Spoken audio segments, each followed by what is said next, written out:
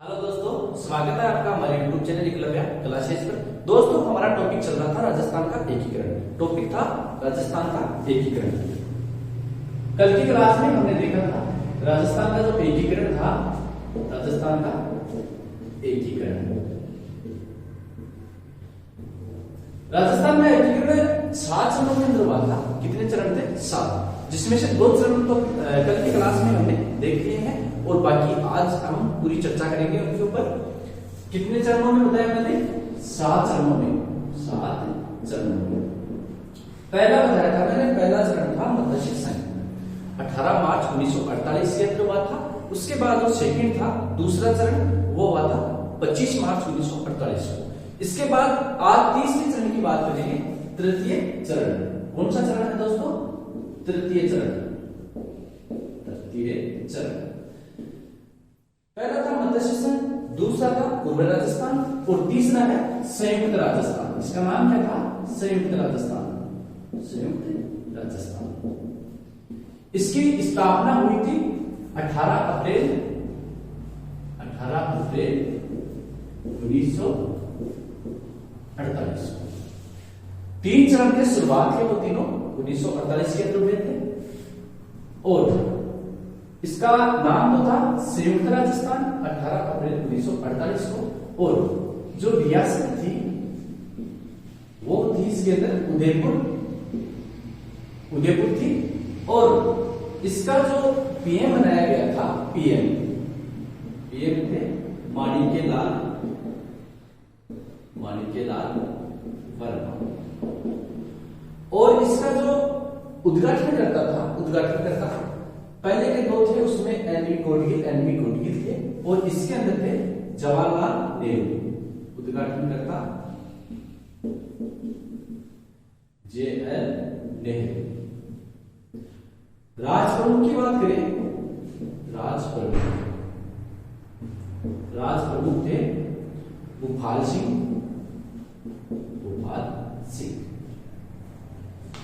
इसके अंदर कौन सा जिला शामिल हुआ? वो था उदयपुर जिला था।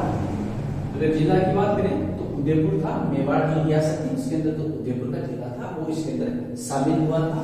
और इसका क्षेत्रफल अगर देखें, मैंने आपको बताया था कि जो पीछे के मत्स्य संघ है, पूर्व राजस्थान है, उनके क्षेत्रफल है, उनकी जनसंख्या है, उनकी आय है, उनकी बात की थी। तो इसमें भी मैं आपको बताता हूँ इसका क्षेत्रफल था। इसका क्षेत्रफल था 29,997 वर्ग मील। इसकी जो जनसंख्या थी, वो थी 42,60,000। और आय की बात करें तो 3.16 करोड़ रुपए ये इसकी आय थी। ये थी हमारी बेसिक चीजें।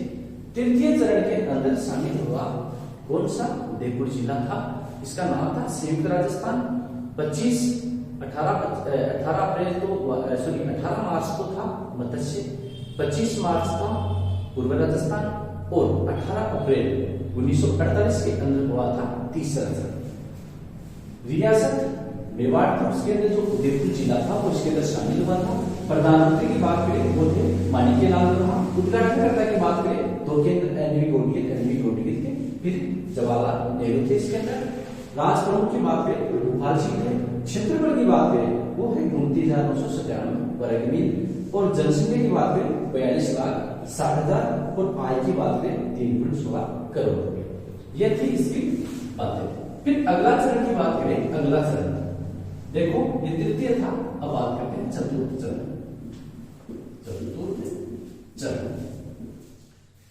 चतुर्थ चरण की अगर हम बात करें तो चतुर्थ चरण के अंदर इसका नाम रखा गया वृहद राजस्थान। कौन सा? वृहद राजस्थान। इसकी स्थापना हुई थी, देखो दोस्तों, 30 मार्च 1949 को। मैंने आपको बताया था जो राजस्थान दिवस मनाया जाता है वो 30 मार्च को इस दिन रखा गया, क्योंकि इसी दिन वृहद राजस्थान का निर्माण हुआ था। उसी दिन 30 मार्च को राजस्थान दिवस मनाया जाता है। फिर इसकी बात करें, इसके अंदर जो रियासतें हैं वो कौन कौन सी हैं? रियासतें रियासत दी देखो जे जे जे बी। देखो जयपुर हो गया, जयपुर, जोधपुर और जयपुर, जोधपुर, जैसलमेर और ये है बीकानेर। जो जयपुर है, जो मैंने आपको दूसरे चरण के अंदर बताया था लावा, वो लावा इसके अंदर है, वो उसके अंदर नहीं था। लावा जो ठिकाना है आज तो गांव के अंदर शामिल है, लेकिन उस टाइम ये जयपुर रियासत के अंडर में था। और 19 जुलाई 1948 की बात करें तो 19 जुलाई 1948 के दिन ये था कौन, लावा ठिकाना, लावा ठिकाना। लावा ठिकाना जयपुर रियासत के अंदर शामिल किया गया 19 जुलाई 1948 को केंद्र सरकार के आग्रह पर। जो लावा ठिकाना है वो जयपुर के अंदर, जयपुर की रियासत के अंदर शामिल किया। और एकीकरण के अंदर जैसे ही जयपुर एकीकरण के अंदर शामिल हुआ, ये लावा ठिकाना भी जयपुर के साथ एकीकरण में शामिल हो गया था। और इसका जो पीएम की बात करें, पीएम कौन थे, इसके थे हीरालाल शास्त्री। कौन थे, हीरालाल शास्त्री। दो में बताया एनवी गोडगिल, एनवी गोडगिल। तीसरे के अंदर थे जवाहरलाल नेहरू। चौथे के अंदर कौन, सॉरी वो है उद्घाटनकर्ता। पहले के अंदर बताया मैंने शोभाराम कुमावत, दूसरा है गोकुलाल हसावा और तीसरे में है माणिक्यलाल वर्मा और चौथे के अंदर है हीरालाल शास्त्री। अब क्रम यही चलता जाएगा, हीरालाल शास्त्री रहेंगे आगे के जो है उनके अंदर। और उद्घाटनकर्ता की बात करें, उद्घाटनकर्ता इसके अंदर है पटेल, सरदार वल्लभ भाई पटेल ने इसका उद्घाटन किया था। और अगर बात करें जो राज प्रमुख था वो था कौन, मानसिंह। राज प्रमुख थे मानसिंह जी, मानसिंह जी। और इसके अंदर जो राजधानी थी वो बनाई थी जयपुर को। राजधानी की बात करें, राजधानी वो बनाई गई थी जयपुर को, जयपुर को। इसके अंदर बात करें राजधानी की, राजधानी थी कौन सी, उदयपुर थी। कोटा तो उसके अंदर थी, इसके अंदर राजधानी उदयपुर को बनाया गया। क्यों, क्योंकि इसके अंदर उदयपुर को भी शामिल किया गया था। तो ये देख लो एक बार, इसकी बात करते हैं चतुर्थ चरण की। इसकी बात देखो, इसकी जो राजधानी है वो उदयपुर है, बाकी की मैंने आपको क्लियर करवा दी है। उद्घाटनकर्ता जय नेहरू, ये भी ध्यान रखना। देखो आपको एक छोटी सी चीज बताता हूं, ऐसे याद रखना है, गोडगिल, गोडगिल,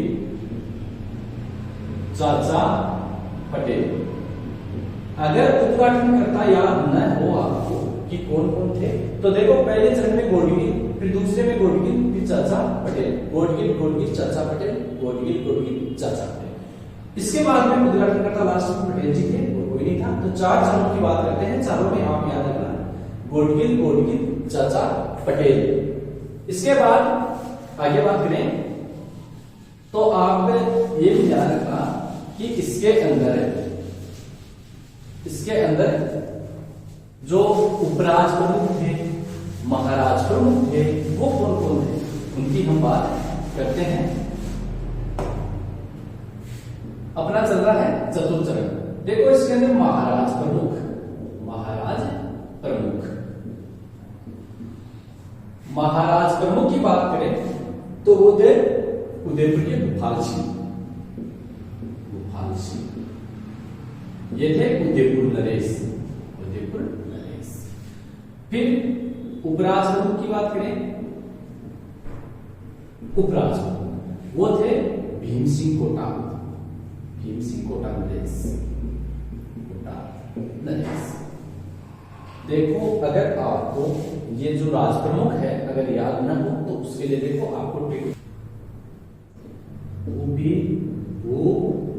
मानकी, मान, ये है हमारे राज प्रमुख के लिए, राज प्रमुख। और पीएम की बात करें तो देखो सोको माही, माही। उसे हो गया उदय भान सिंह, दया भान सिंह बताया था मैंने, जो पहला था मत्स्य संघ। उसके बाद बात करें भीम सिंह थे कोटा के, भीम सिंह कोटा के। फिर थे भोपाल सिंह, जयपुर नरेश, मेवाड़ नरेश, और ये है मान सिंह जी, जयपुर के। चतुर्थ चरण के अंदर थे राजपुरोहित बताया है मैंने, कौन थे? मान सिंह जी। तो ये है याद करने की ट्रिक है, किसी भाई को याद ना हो तो ट्रिक देख लेना, वो मान की। उसके बाद बात करें पीएम की, देखो इससे तो है शोभाराम कुमावत, और ये है गोकुललाल असावा सेकंड चरण के अंदर। उसके बाद में है माणिक्यलाल वर्मा, तीसरे चरण के अंदर माणिक्यलाल वर्मा, और उसके बाद है हीरालाल शास्त्री। याद ना हो तो ट्रिक देखना, वो मान गई, ये तो है राजप्रभु के लिए, और पीएम के लिए है सोगो माही। ठीक है। उसके बाद बात करें तो मैंने आपको बताया है जो महाराष्ट्र प्रमुख थे वो थे भोपाल सिंह उदयपुर के, और उपराज प्रमुख थे भीम सिंह कोटा के। ये है हमारे चतुर्थ चरण की बात। चतुर्थ चरण में देखो वृहद राजस्थान इसका नाम रखा गया था, 30 मार्च 1949 की स्थापना हुई थी, और रियासती जे भी बीकानेर तो पीछे हो गया, जयपुर, जोधपुर, जैसलमेर। उसके बाद मैंने जो लावा ठिकाना है वो बताया है 19 जुलाई 1948 को केंद्र सरकार के आग्रह पर इसे जयपुर रियासत के अंदर शामिल किया गया था, और जयपुर का जब एकीकरण हुआ उसके साथ लावा ठिकाने का भी एकीकरण हो गया था। और जो पीएम थे वो थे हीरालाल शास्त्री, उद्घाटन करता थे पटेल। इसके लिए बताया है गोडगिल चाचा पटेल। क्यों? क्योंकि जवाहरलाल नेहरू को चाचा बोला जाता है, तो गोडगिल चाचा पटेल हो गए, और उपी भूमानगी ये है राजप्रभु के लिए। पीएम है सोगो माही, ये हमने पीएम की बात कर ली। इसके बाद में अगला चरण है पांचवा चरण, उसकी बात करते हैं। पांचवा चरण वो हुआ था 15 मई 1949 को। कब हुआ था? 15 मई 1949 को। देखो शुरू के 3 चरणों तक, वो तो थे 48 में, 2 चरण है वो है 49 में। तो एक चरण तो हो गया 49 में, फिर है पंचम चरण या 5वां चरण बोल दो। इसका रखा गया था, पहला था मत्स्य संघ, पूर्व राजस्थान, फिर संयुक्त राजस्थान, फिर वृहद राजस्थान, और ये है संयुक्त वृहद राजस्थान। संयुक्त वृहद राजस्थान, इसकी हम बात कर लेते हैं। तो इसका जो एकीकरण हुआ था वो कब हुआ था? वो हुआ था 15 मई 1949। इसके अंदर जो राजधानी थी वो तो जयपुर थी, इसके अंदर भी राजधानी जयपुर को रखी गई। आगे चलते जयपुर ही राजधानी बना था जयपुर। इसका जो पीएम है वो ही रहेगा जो पीछे था हीरालाल शास्त्री। इसके बाद मैंने बताया जो राजप्रमुख है वही रहेंगे, मानसिंह जी रहेंगे राष्ट्र के राजप्रमुख कौन थे? मानसिंह जी। इसके अंदर जो पहला संघ था, पहला जो चरण था मत्स्य संघ, उसको शामिल किया गया वृहद राजस्थान के अंदर। तब इसका नाम पड़ा संयुक्त वृहद राजस्थान। मत्स्य संघ शामिल किया गया, मत्स्य संघ को शामिल किया गया था। चतुर्थ चरण का जो वृहद राजस्थान है यहां तक तो इसका एकीकरण हो गया, फिर मत्स्य संघ को मिलाकर ये बन गया था संयुक्त राजस्थान। अब बात करें तो देखो यहाँ 18 रियासतों का एकीकरण हो चुका है। सिरोही को छोड़कर 18 रियासतों का जो एकीकरण है वो इसके अंदर संयुक्त वृहद राजस्थान के अंदर शामिल हो गया। और जो मत्स्य संघ के अलावा जो एक तो भरतपुर एक धौलपुर, ये 2 रियासतें थी, भरतपुर और धौलपुर। ये दोनों रियासतें अलग रहना चाहती थी, लेकिन जो शंकरदेव राज समिति बनी थी उसके आग्रह पर इसे राजस्थान के अंदर शामिल किया गया था। कौन सी समिति थी? शंकरदेव राय समिति। ये ध्यान रखना भाई, थोड़ा सा इंपॉर्टेंट है। शंकरदेव राय समिति की सिफारिश से मत्स्य संघ इसके अंदर शामिल हुआ था संयुक्त वृहद राजस्थान के अंदर। और इसके बात करें तो इसका जो सदस्य कौन कौन थे उनकी हम बात कर लेते हैं, वो भी एग्जाम के अंदर पूछा जाता है। आर के सिदावा,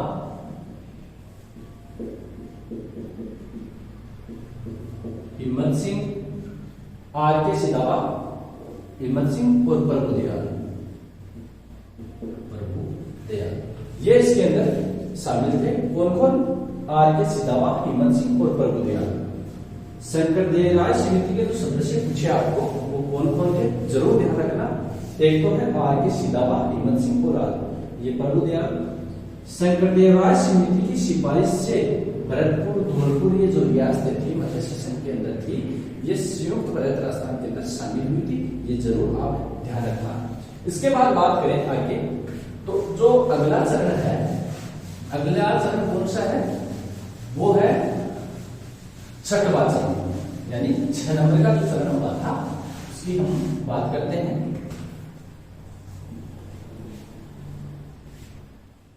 छठवां चरण, 6 नंबर का जो चरण है उसकी बात करते हैं। ये तो हो गया 5 चरण। इसके बाद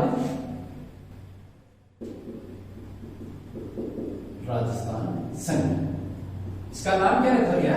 इसका नाम रखा गया राजस्थान संघ। और इसकी जो स्थापना हुई थी वो हुई थी 26 जनवरी 1950 को। कब हुई थी? 26 जनवरी 1950 को। उद्घाटनकर्ता भी वही रहेंगे, प्रधानमंत्री भी पीछे वाले जैसे लाल शास्त्री है, राज प्रमुख भी वही रहेंगे। इसके अंदर सिरोही का एकीकरण हुआ था, सिरोही का एकीकरण।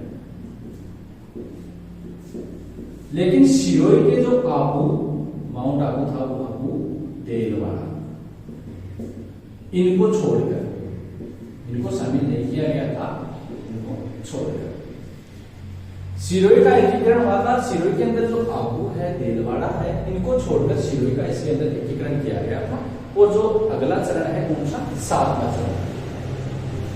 अगला है 7वां चरण। 7वां जो चरण है उसके अंदर इनको शामिल किया गया था। मैंने आपको शुरुआत के अंदर बताया था कि सिरोही का 2 चरणों के अंदर एकीकरण हुआ था। तो 7वां चरण हुआ था कब? 1 नवंबर 1956। पहली बात तो ये, तभी मैंने बताया था राजस्थान का जो स्थापना दिवस है वो मनाया जाता है 1 नवंबर 1956 को। क्यों? क्योंकि उस दिन राजस्थान का एकीकरण हुआ था और इसका नाम रखा गया राजस्थान। यहीं से नाम पड़ा था राजस्थान, या फिर बोल दो वर्तमान जो आज का राजस्थान है, आधुनिक राजस्थान या वर्तमान राजस्थान, इस दिन से इसका नाम पड़ा राजस्थान। राजस्थान का नाम पहले भी आ गया था। जो दूसरा चरण था उसके अंदर पूर्व राजस्थान था। जो 6वां चरण है राजस्थान संघ था और इसके अंदर हो गया ओनली राजस्थान, जो आधुनिक राजस्थान है उसका नाम हो गया था। इसके अंदर देखो, एक तो चीफ कमिश्नर क्षेत्र बताया था, चीफ कमिश्नर क्षेत्र कौन सा था? अजमेर, मेरवाड़ा। एक तो देखो अजमेर मेरवाड़ा था, प्लस ये थे आबू और देलवाड़ा। कौन से? आबू और प्लस देलवाड़ा, इनका एकीकरण किया गया। ये थे हमारे टोटल 7 चरण। कौन कौन से थे? पहला मत्स्य, दूसरा पूर्व राजस्थान और तीसरा था संयुक्त राजस्थान, चौथे नंबर का था भरत राजस्थान, 5वें का था संयुक्त भरत राजस्थान और 6वां था राजस्थान संघ और 7वां है राजस्थान, ओनली राजस्थान।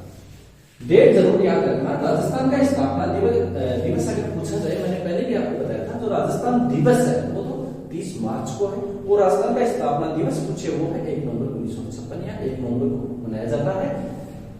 इसके अंदर एक चीफ कमिश्नर, ये जो चीफ कमिश्नर मेरवाड़ा क्षेत्र है, ये केंद्र सरकार के आग्रह पर जो समिति थी उसके आग्रह पर इसको शामिल किया गया था। और सिरोही का 2 चरणों के अंदर हुआ था। सिरोही का हो गया था, उसके अंदर आबू और देलवाड़ा को छोड़ दिया गया था 6वें चरण में, और 7वें चरण में इसको शामिल कर लिया गया। फिर आगे की बात करें तो आगे के जो मुख्य मुख्य फैक्ट है वो आपको मैं क्लियर करवाता हूं। एक तो मैंने आपको बताया है, जो शंकरदेव राय समिति है उसके सदस्य कौन कौन थे, और भरतपुर है, धौलपुर है, इसको जो शामिल किया गया वो शंकरदेव राय समिति के अनुरूप किया गया था, उनकी सिफारिश पे किया गया, ये जरूर ध्यान रखना आप। उसके बाद बात करें तो इस चरण के अंदर बताया है मैंने, जो आबू है, देलवाड़ा है, अजमेर जो चीफ कमिश्नर क्षेत्र है, ये केंद्र सरकार के आग्रह पर किया गया था। और एमपी का जो मंदसौर है, मंदसौर जो जिला है, मंदसौर का सुनेल कप्पा है, ये क्षेत्र था मंदसौर के अंदर, इसको शामिल किया गया राजस्थान के झालावाड़ जिले के अंदर, झालावाड़ जिले में। एमपी मंदसौर है, इसका जो सुनेर टप्पा क्षेत्र है इसको झालावाड़ जिले के अंदर शामिल किया गया, और कोटा का था सिरोंज क्षेत्र, सिरोंज क्षेत्र, इसको एमपी के अंदर शामिल किया गया। ये जरूर ध्यान रखना, मंदसौर का है सुनेर टप्पा, इसको झालावाड़ जिले के अंदर शामिल किया गया था, और जो कोटा का सिरोंज क्षेत्र था इसको एमपी के अंदर शामिल किया गया था। इसके बाद बात करें, एक शब्द आता है शेड्यूल्ड स्टेट, शेड्यूल्ड स्टेट, ये कुछ शब्दावली है, ध्यान रखना। शेड्यूल्ड स्टेट किसे बोला जाता है? राजस्थान की 17 रियासतें ऐसी थी जिन्हें तोपों की सलामी का अधिकार था, उन्हीं रियासतों को शेड्यूल्ड स्टेट बोला जाता है। 17 रियासतें थी जिन्हें तोपों की सलामी का अधिकार, 17 रियासतें थी जिन्हें तोपों की सलामी का अधिकार था, उन्हें शेड्यूल्ड स्टेट बोला जाता है। और पीवी पर्स क्या होता है? पीवी पर्स, देखो जिस टाइम राजाओं ने शासन छोड़ा था उन्हें पेंशन के रूप में पीवी पर्स उनके लिए चालू किया गया था, और जब इंदिरा गांधी ने ये देखा तो उन्होंने 1971 के अंदर इसे बंद कर दिया गया था। पीवी पर्स को 1971 में इंदिरा गांधी ने बंद कर दिया। तो ये था पीवी पर्स। पीवी पर्स के लिए बताया मैंने, जो राजा थे उन्हें शासन छोड़ने के बदले जो पेंशन दी जाती थी उसे पीवी पर्स बोला जाता है। इंदिरा गांधी ने 1971 के अंदर इस को बंद कर दिया गया था, इंदिरा गांधी के दबाव। और उस टाइम अगर बात करें, जो हमारा राजस्थान था वो था 20 श्रेणी का राज्य। उस टाइम श्रेणियों में बटे हुआ था, जैसे ए थी, बी थी, सी थी, उस तरह। तो राजस्थान था वो था 20 श्रेणी का राज्य, और जो चीफ कमिश्नर क्षेत्र था अजमेर मेरठ, वो था सी श्रेणी का राज्य। देखो राजस्थान है वो है 20 श्रेणी, कौन सी श्रेणी? बी। और अजमेर मेरवाड़ा है वो है सी श्रेणी। ये दोनों ध्यान रखना। और देखो एक चीज और है, जब 1 नवंबर 1956 को एकीकरण पूरा समाप्त हो गया, एकीकरण हो गया था, उस टाइम जो पीएम का नाम, पीएम थे उनको सीएम बना दिया गया था। पहले उन्हें बोला जाता था पीएम, उसके बाद में उन्हें मुख्यमंत्री बना दिया गया, और जो राजप्रमुख थे, राजप्रमुख, उनका नाम बदल कर दिया गया राज्यपाल। जो आज हमारे राज्यपाल के रूप में भूमिका निभा रहे हैं, वो पहले राज्यपाल की जगह राजप्रमुख उन्हें बोला जाता था, वो थे राजप्रमुख। और 1900 पूछा जाता है, जो 1 नवंबर 1956 है, उस दिन से राज्यपाल का पद सचित माना जाता है। इसीलिए राज्यपाल का जो उत्तराधिकारी है या राजप्रमुख का जो उत्तराधिकारी है उन्हें राज्यपाल बोला जाता है। ये भी थोड़ा सा ध्यान रखना, राजप्रमुख का जो उत्तराधिकारी है वो है राज्यपाल पद, ठीक है। इसके बाद बात करें तो एक जो मैंने आपको बताया था शंकरदेव राय समिति, वो ध्यान रखना, वो मैंने उस टाइम उस चरण के अंदर ही आपको अलग से बताया नहीं है, उस टाइम बता दिया था, नोट लगा के डाल देना। और एक थी पी सत्यनारायण समिति। सत्यनारायण समिति की सिफारिश से, इनकी जो सिफारिशें हैं, सिफारिश वो कौन कौन सी ध्यान रखना। बहुत बार एग्जाम के अंदर पूछा जाता है कि जयपुर को राजधानी किस समिति की सिफारिश पे बनाया गया, वो ध्यान रखना, पी सत्यनारायण समिति। तो इनकी सिफारिश थी जयपुर को राजधानी। और जो राजस्थान के अंदर उच्च न्यायालय है जोधपुर, उसका भी इनकी सिफारिश के अंदर हुआ था। उच्च न्यायालय है, उच्च न्यायालय कहाँ है? जोधपुर में, वो भी इनकी सिफारिश से बना था। और भरतपुर के अंदर कृषि विभाग, इनकी सिफारिश से भरतपुर के अंदर कृषि विभाग, वो भी इनकी सिफारिश है। और उदयपुर के अंदर खनिज विभाग, खनिज विभाग, ठीक है। जयपुर को राजधानी कौन सी समिति की सिफारिश पे बनाया गया था? वो बनाया गया था पी सत्यनारायण राव समिति। उसके बाद उच्च न्यायालय जो जोधपुर में बना था वो किसकी सिफारिश पे बना था? वो बना था पी सत्यनारायण समिति। भरतपुर के अंदर कृषि विभाग रखा गया, बीकानेर के अंदर शिक्षा निदेशालय रखा गया, बीकानेर के अंदर शिक्षा निदेशालय शिक्षा निदेशालय वो बना था बीकानेर। और जो सहकारी समिति थी वो बनती कोटा की सिफारिश पे। ये थोड़ा सा विशेष है, ध्यान रखना। पी सत्यनारायण समिति की सिफारिशें कौन कौन सी थी, इन्हें लागू भी किया गया, ये जरूर आप ध्यान रखना। पीएम को बदलकर सीएम कर दिया गया था, उनको बदलकर राज्यपाल कर दिया गया था। उसके बाद अगर बात करें अपन आगे, तो मैंने आपको जो बताया है लावा, ये भी पूछा जाता है 19 जुलाई 1948 के दिन लावा ठिकाने को जयपुर रियासत के अंदर शामिल किया गया था। कब? 19 जुलाई 1948 को। एक थोड़ा सा ध्यान रखना, लावा तो लिख लो 19 जुलाई 1948 को कहा जयपुर रियासत के अंदर शामिल किया गया था। और इसके बाद अगर देखें तो एक चीज ध्यान रखना, जो पुनर्गठन आयोग था, पुनर्गठन राज्यों का जो पुनर्गठन आयोग था उसका अध्यक्ष था फैजल अली। कौन थे? फैजल अली। इनकी सिफारिश से एक तो अजमेर मेरवाड़ा, अजमेर मेरवाड़ा, आबू और देलवाड़ा, इनके आग्रह पर सबसे पहले इन्होंने आग्रह किया था कि इन्हें राजस्थान में मिलाया जाए। ठीक है। एकीकरण के समय, एकीकरण के समय जिले थे हमारे कितने? 26। एकीकरण हुआ था 1 नवंबर 1956 को। उस दिन अजमेर को जिला बनाकर राजस्थान में जो जिलों की संख्या थी वो थी 26। कितनी थी? 26। देखो मैं आपको फिर आगे के है 33 तक उनकी डेट लिखवा रहा हूं, थोड़ा सा ध्यान रखना आगे कौन कौन से हुए थे। 26वां था 1 नवंबर 1956, कौन सा? अजमेर। उसके बाद 27, 28, 29, 30, 31, 32 और 33 ये कॉन्स्टिट्यूशन देखना। ये बना था 15 अप्रैल 1982 को। कौन सा? धौलपुर। इसके बाद इसके लिए देखना BDR, ऐसे ही क्रम से याद रखना। बी बने तो एक ही दिन थे लेकिन इनका क्रम रखा गया अल्फाबेट के हिसाब से। BDR पूछा जा सकता है 29वें नंबर का कौन सा है, 30वें नंबर का कौन सा है, 28वें नंबर। गलती मत करना। BDR यानी 12 ये था दौसा और राजसमंद, राजसमंद।